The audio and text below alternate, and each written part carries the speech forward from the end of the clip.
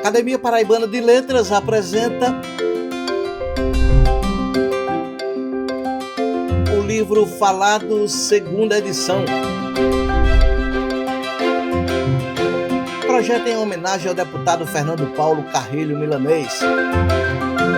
Apoio cultural, emenda cidadã, Câmara Municipal de João Pessoa, emenda do vereador Fernando Milanês Neto. Prefeitura de João Pessoa, Funjop, Fundação Cultural de João Pessoa, Câmara Municipal de João Pessoa, Academia Paraibana de Letras.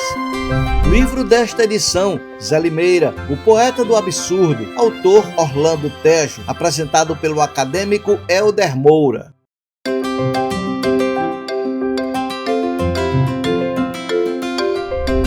O jornalista e escritor Helder Moura é um homem branco de cabelos grisalhos, usa óculos e está vestindo camisa de manga comprida na cor preta e calça jeans. Está sentado em um banco de concreto no formato de livro aberto, pintado de branco e com as frases escritas da cor preta.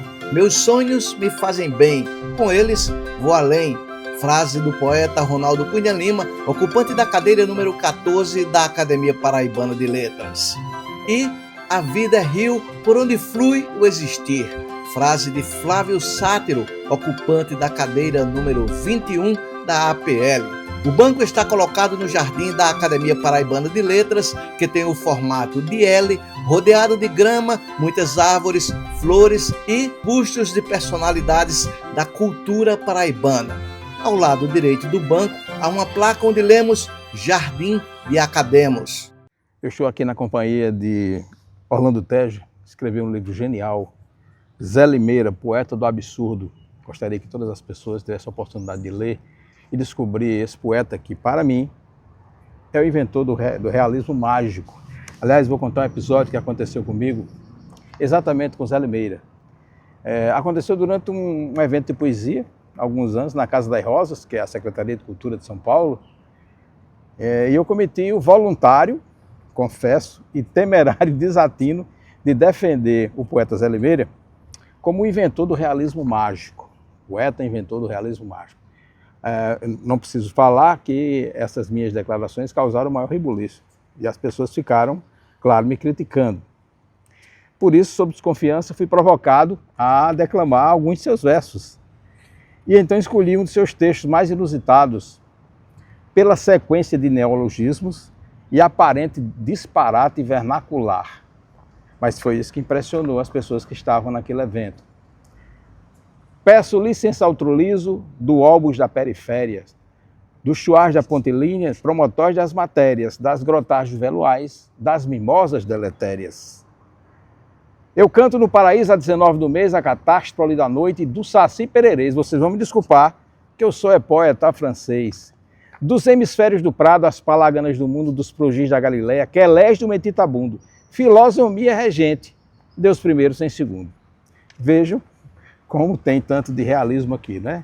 Então, o realismo mágico, só para a gente se situar ou contextualizar, teria surgido aí pelos anos 1940, portanto, bem antes, bem depois, aliás, de Zé Limeira, apesar de que as memórias póstumas de Brás Cubas, do nosso Machado de Assis, é caracterizada como uma obra que tem traços desse realismo mágico, digamos assim, um embrionário, né?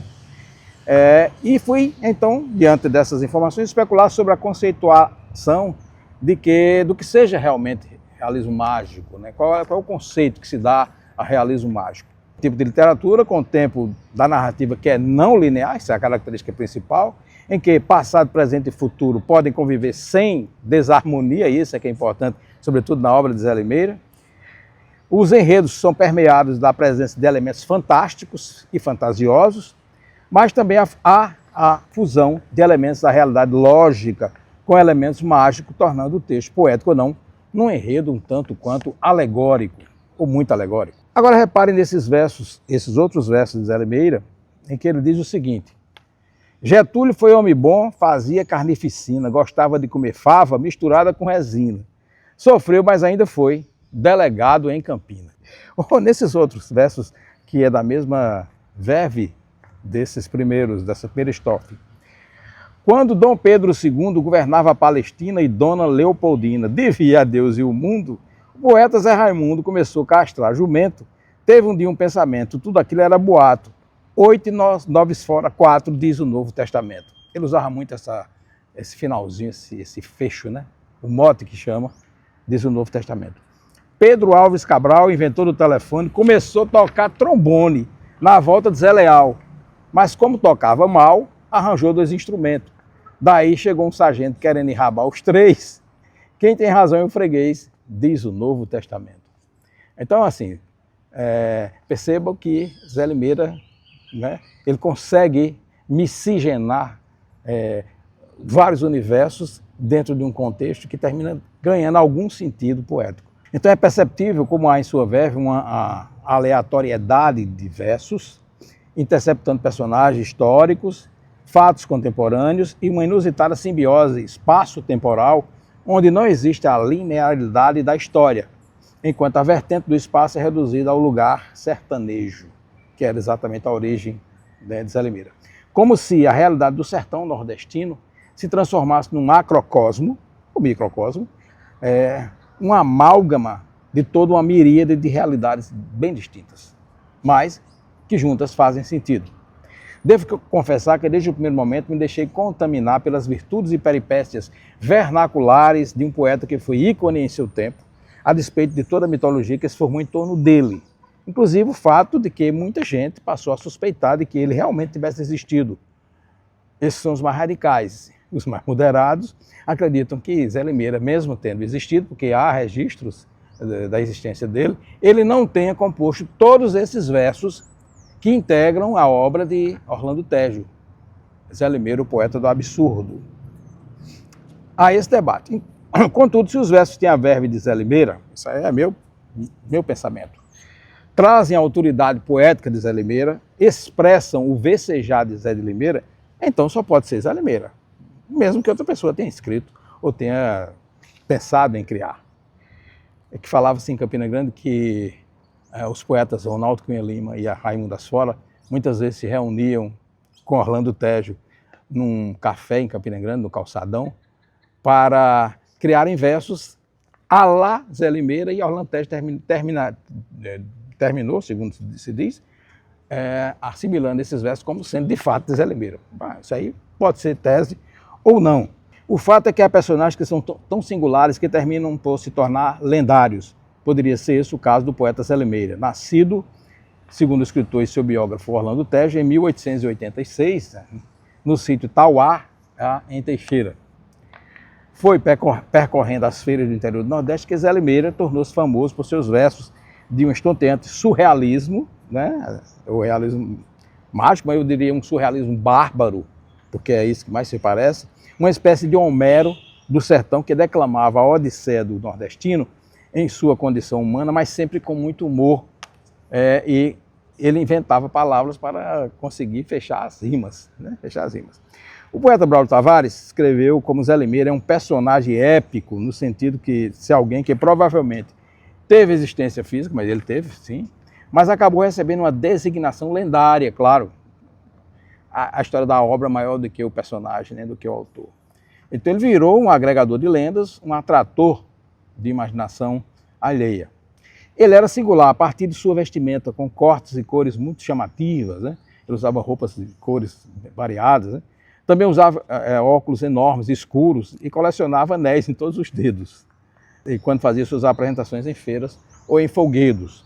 Então, se ainda pode parecer uma heresia atribuir a Zé Limeira a criação do tal realismo mágico, devo me resignar com as críticas, especialmente porque, sob o guarda-chuva do realismo mágico, como sabemos, há autores como Juan Rulfo, Gabriel Garcia Marques, Júlio Cortázar, Carlos Fuentes, Jorge Amado, Murilo Rubião e outros tantos, né, que se notabilizaram por uma obra que tinha essa caracterização.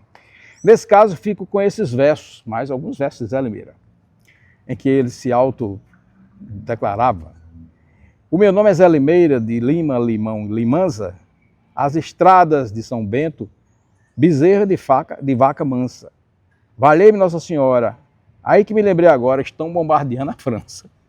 Ninguém faça pontaria onde o chumbo não alcança.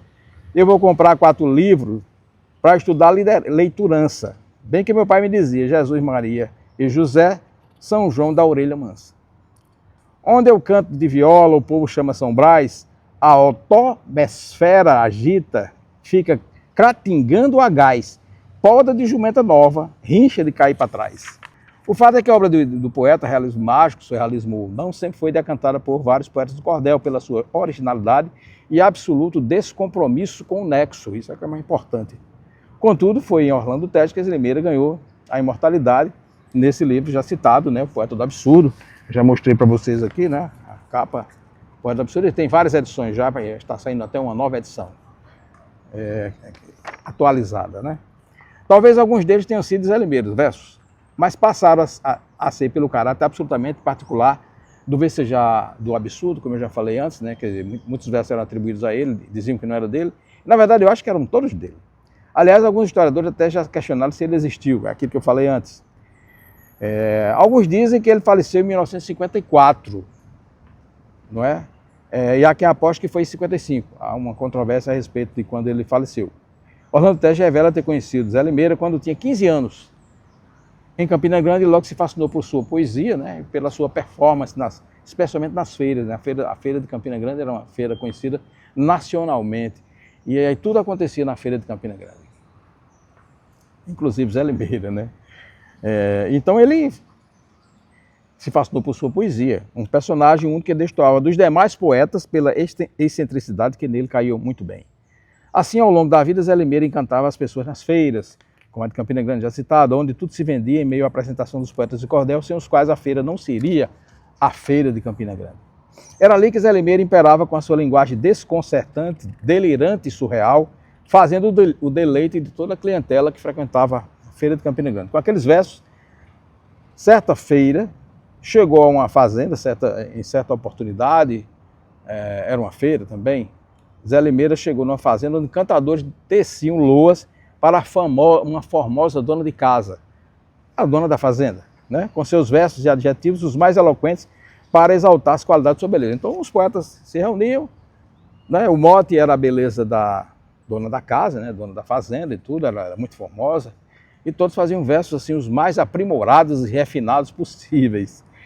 Então Zé Limeira, com a sua verve, tascou esses versos aqui, ó. Ela parece um limão rodeado de cebola, uma goiabeira verde enfeitada de cerola, com dentadura de pau, eu elogiá-la vou-la. Teve um outro. Eu só gosto dessa moça porque tem vegetação, porteira de pau a pique, 3 pneus de caminhão, peido de jumenta russa e haja chuva no sertão.